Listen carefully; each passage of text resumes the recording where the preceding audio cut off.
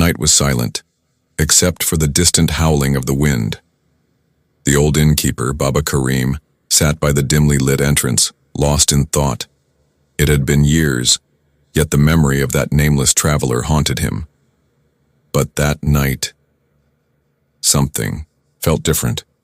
A sudden knock on the door echoed through the empty inn. Baba Karim hesitated before opening it. Standing in the rain was a young man, his eyes restless, his shoulders burdened with an unseen weight. Baba, was there ever a nameless traveler here? Baba Karim's heart skipped a beat. He had heard these words before, but not from this face. What was the young man searching for?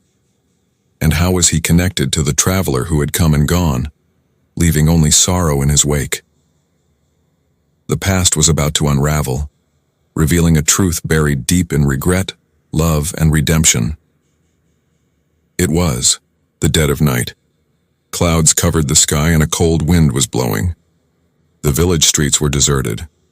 Somewhere in the distance, the sound of a dog barking could be heard. Amidst this silence, a stranger, wrapped in a tattered shawl, entered a small, hut-like inn on the outskirts of the village. The innkeeper, Baba Karim, was an old man who had been managing the inn for years. When he saw the stranger, he stepped forward and asked, "Son, who are you? Where are you coming from?" The traveler lowered his head and replied, "I am a wanderer, Baba. I have lost my way. I need a place to stay for the night." Baba Karim nodded kindly and said, "Son, this inn is always open for travelers. Come inside." The traveler stepped in. His clothes were covered in dust, his face was weary, but his eyes held a strange sadness. Baba Karim made him sit near the stove and handed him a bowl of warm milk. "Son, may I ask your name?" Baba Karim asked gently. The traveler remained silent for a moment, then spoke in a soft voice. "What difference does a name make, Baba? I am just a lost soul, searching for my destination." Baba Karim fell silent upon hearing this. Sometime later, when he was about to retire for the night, the traveler quietly said, "Baba, if I am not here by morning, will you promise me something?" Surprised, Baba asked, "What kind of promise, son?" Tears welled up in the traveler's eyes. "If I leave before dawn, please give this pouch to someone in need, and if possible, tell my mother that her son had returned." But too late. Saying this, he took a small leather pouch from his pocket and placed it in Baba Karim's hands. Baba didn't quite understand, but he nodded. The next morning, when Baba Karim woke up, the traveler was gone. His bed was empty, and an eerie silence filled the room. Baba hurried outside, looking around, but the traveler was nowhere to be. With trembling hands, Baba opened the pouch. Inside were a few gold coins and an old yellowed letter. He unfolded the letter and began to read. "Mother, I have returned after many years, but I know I am far too late. I abandoned your love and lost everything in the allure of the world. When I came to my senses, too much time had already passed. Mother, if you are reading this, please know that your son loved you immensely. But before he could fall at your feet and ask for forgiveness, he was gone." Baba Karim's hands trembled and his eyes welled up with tears.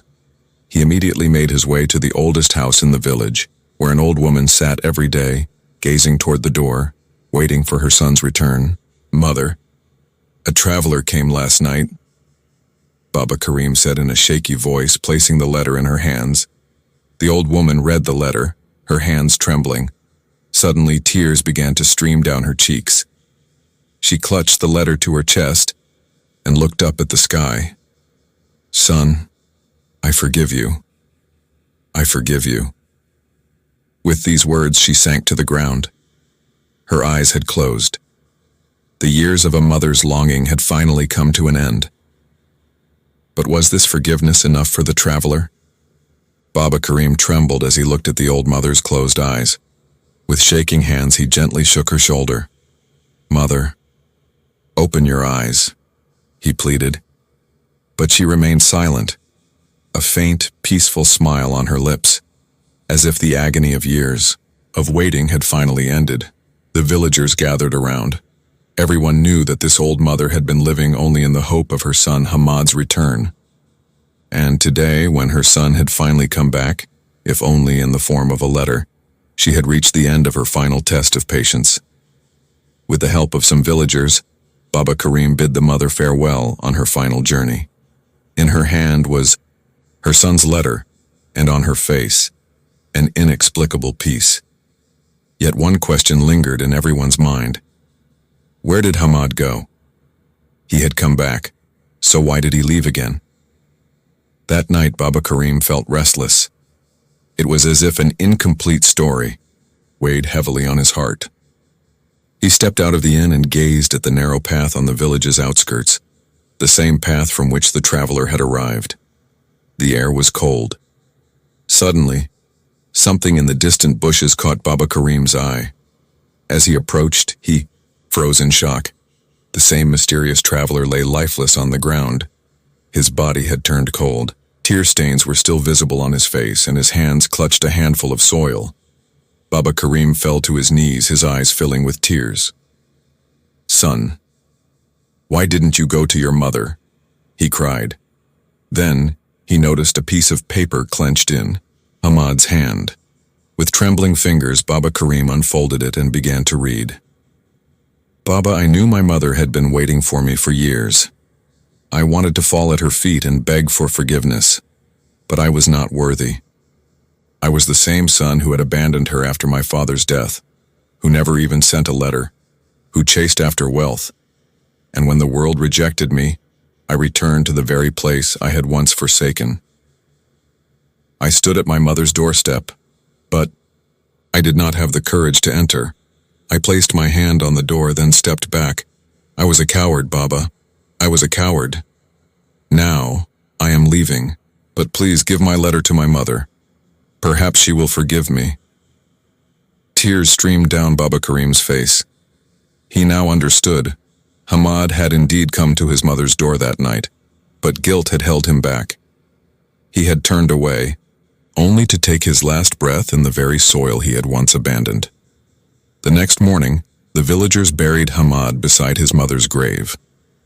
As Baba Karim placed the final handful of soil over his grave, dark clouds gathered in the sky as if even nature was mourning. Placing his hand on the fresh mound of earth, Baba Karim whispered softly, "Hamad, your mother had forgiven you, son. You were not a coward. You were just burdened by remorse." They say that after that night, whenever silence fell over the village, faint footsteps could be heard near the inn, like a nameless traveler still, returning, but now on an eternal journey to another world. Time passed, but a strange burden weighed on Baba Karim's heart. Hamad's mother had left the world in peace, but the restlessness, guilt, and loneliness that consumed Hamad haunted Baba Karim at night, keeping him awake. He often sat by the inn's door, staring into the empty sky, lost in thought. If only I could have stopped Hamad. If only I could have made him understand that a mother's love is stronger than regret. One night, rain poured heavily outside the inn. Suddenly there was a knock at the door.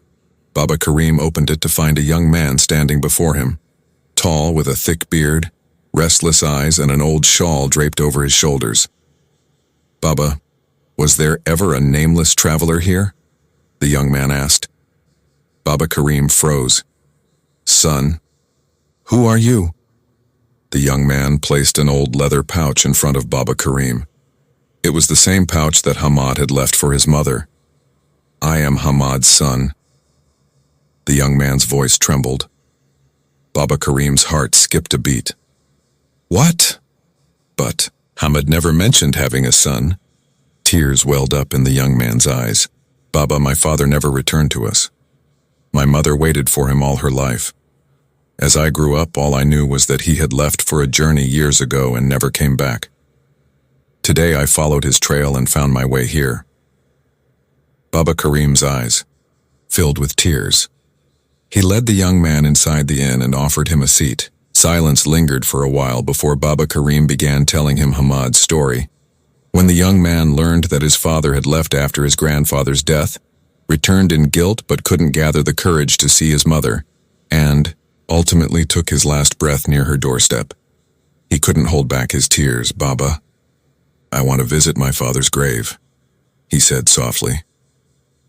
Raindrops pattered against the earth as the young man stood under the old tree on the village's outskirts, beside the grave of Hamad. He knelt near the grave and spoke in a hushed voice. "Abba, I never saw you. I never met you.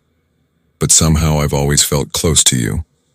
I don't know how you must have felt when you stood outside that door, just steps away from your mother, and yet your courage failed you. But Abba, I know, your heart must have been restless." He pressed his hands together, touching the soil on the grave, then looked up at the sky. "Abba, I am here to tell you that your regret is over. Grandma had already forgiven you, and I hold no grudge against you either.